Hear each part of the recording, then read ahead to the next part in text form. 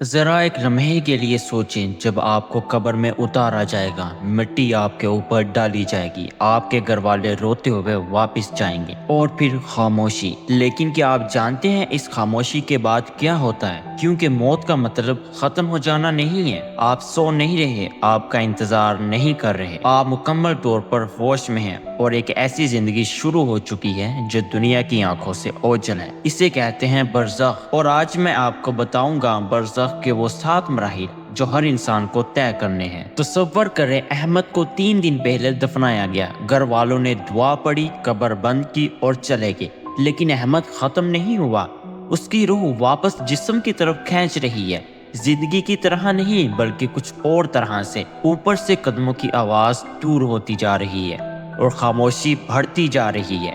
اگر احمد نے نیک زندگی گزاری تو پھر ایک نورانی شخصیت سامنے آتی ہے، سفید لباس میں، خوشبو سے معطر اور مسکراتے ہوئے کہتی ہے کہ آپ جانتے ہیں میں کون ہوں؟ احمد کہتا ہے آپ کو دیکھ کر دل کو سکون ملتا ہے۔ وہ کہتی ہے میں آپ کے نیک اعمال ہوں، دنیا میں آپ کے ساتھ رہا اور اب ہمیشہ ساتھ رہوں گا۔ لیکن اگر احمد نے غفلت میں زندگی گزاری، ایک تاریک بدبودار شخصیت سامنے آتی ہے اور کہتی ہے میں آپ کے برے اعمال ہوں، اب آپ مجھ سے نہیں بھاگ سکتے۔ اچانک قدموں کی آواز آتی ہے، انسانی نہیں بلکہ بھاری، زمین لرزا دینے والی۔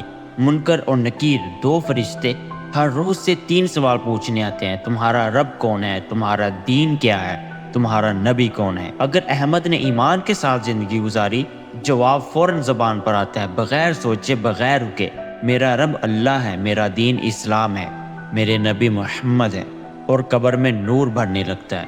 لیکن اگر وہ صرف نام کا مسلمان تھا، زبان جم جاتی ہے، ذہن خالی ہو جاتا ہے۔ میں نہیں جانتا، میں نے لوگوں کو کہتے سنا تھا، اور اندھیرا چاروں طرف سے بند ہونے لگتا ہے۔ تیسرا مرحلہ، اب قبر خود رد عمل دیتی ہے۔ اگر جوابات درست تھے، قبر کی دیواریں پھیلنے لگتی ہیں، جہاں تک نظر جائے، کشادہ، آرام دہ، جیسے محل کا کمرہ ہو۔ لیکن اگر جوابات نہ آئے، دیواریں سکڑنے لگتی ہیں، سینے کو دباتی ہیں، پسلیاں ایک دوسرے میں دھنستی ہیں، سانس لینا مشکل ہو جاتا ہے۔ نبی کریم صلی اللہ علیہ وسلم نے فرمایا، یہاں تک کہ نیک انسانوں کو بھی پہلے ایک ہلکا سا دباؤ محسوس ہوتا ہے، پھر وہ چھوڑ دیا جاتا ہے، ماں کی گود کی طرح۔ ایک ہی زمین، 2 مختلف حقیقتیں۔ چوتھا مرحلہ، اب احمد کی آنکھیں اندھیرے میں کچھ دیکھتی ہیں۔ اگر اس نے نماز پڑھی، صدقہ دیا، لوگوں کا بھلا کیا، قبر میں نور بھر جاتا ہے، طلوع آفتاب کی طرح، گرم، سنہری، سکون بخش۔ ہر نیک عمل روشنی بن کر اس کو گھیر لیتا ہے۔ لیکن اگر اس نے نمازیں چھوڑی، جھوٹ بولا، لوگوں کو تکلیف دی، گپ اندھیرا، ایسا کہ اپنے ہاتھ بھی نظر نہ آئے، ہر گناہ تاریکی بن کر اس کو دبانے لگتا ہے۔ اللہ تعالیٰ نے قرآن میں فرمایا، جس کے لیے اللہ نے نور نہ بنایا اس کے لیے کوئی نور نہیں۔ اب قبر میں ایک کھڑکی کھلتی ہے۔ اگر احمد نیک تھا، جنت کا منظر سامنے ہے، باغات، نہریں، خوشبوئیں، ایسی خوبصورتی جو کبھی دیکھی نہ ہو۔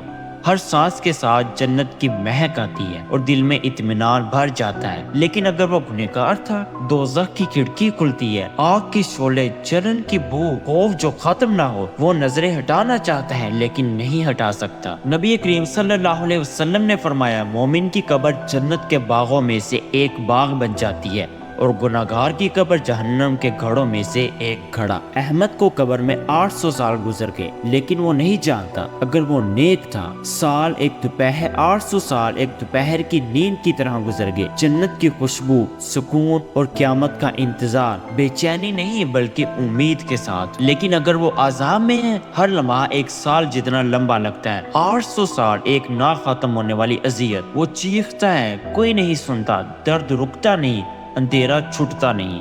سوچیں، ابھی بھی کچھ روحیں ہزاروں سالوں سے اسی حال میں ہیں اور آپ کے پاس ابھی بھی وقت ہے۔ پھر اچانک آسمان پھٹ جاتا ہے، اسرافیل علیہ السلام سور پھونکتے ہیں، پہاڑ ریزہ ریزہ ہو جاتے ہیں۔ احمد قبر میں وہ آواز سنتا ہے۔ اگر وہ نیک تھا تو پھر وہ اطمینان سے اٹھتا ہے، وہ اس دن کا انتظار کر رہا تھا، اپنے رب سے ملنے کا دن، اور وہ تیار ہے۔ لیکن اگر وہ گنہگار تھا، خوف اور دہشت میں اٹھتا ہے۔ برزخ تو صرف جھلک تھی، اب اصل حساب شروع ہوگا، اب ابدیت کا فیصلہ ہوگا۔ نبی کریم صلی اللہ علیہ وسلم نے فرمایا، لوگوں کو اسی حال میں اٹھایا جائے گا جس حال میں وہ مرے۔ مومن سکون میں، کافر دہشت میں، ننگے پاؤں بے لباس لیکن اتنے مشغول کہ کسی کو خبر بھی نہیں۔ برزخ کے یہ 7 مراحل ہر انسان کو طے کرنے ہیں، کوئی استثناء نہیں۔ نبی کریم صلی اللہ علیہ وسلم نے فرمایا قبر آخرت کی پہلی منزل ہے، جو یہاں سے سلامت گزر گیا آگے سب آسان ہے۔ ابھی سوچیں جب منکر نکیر آئیں آپ کا جواب کیا ہوگا؟ آپ کی قبر پھیلے گی یا سکڑے گی، روشنی ہوگی یا اندھیرا؟ لیکن ابھی آپ سانس لے رہے ہیں، ابھی بھی بدلا جا سکتا ہے۔ ہر نماز، ہر نیک عمل، ہر ذکر آپ کی قبر میں نور بن جاتا ہے۔ اپنی قبر ابھی سے روشن کریں۔ اللہ ہم سب کو برزخ کی آزمائش سے محفوظ رکھے، آمین۔